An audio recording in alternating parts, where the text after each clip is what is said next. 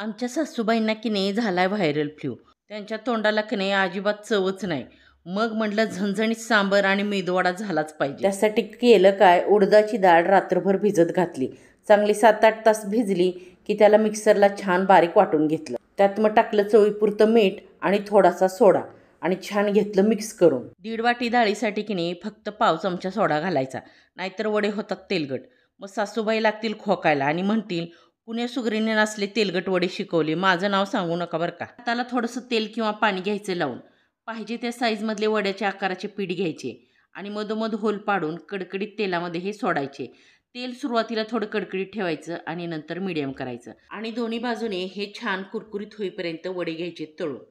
आता सुनबाईने केलेलं झणझणीत सांबर आणि मेदूवडा. आता दोघी सासा सुनापुढे काय त्या फ्ल्यूचा निभाव लागायचा हो. माझ घरात की नाही नुसतं मेदूवड्याचा घमघमाट. नुसते वासानं सगळी जमली बघा आजूबाजूला.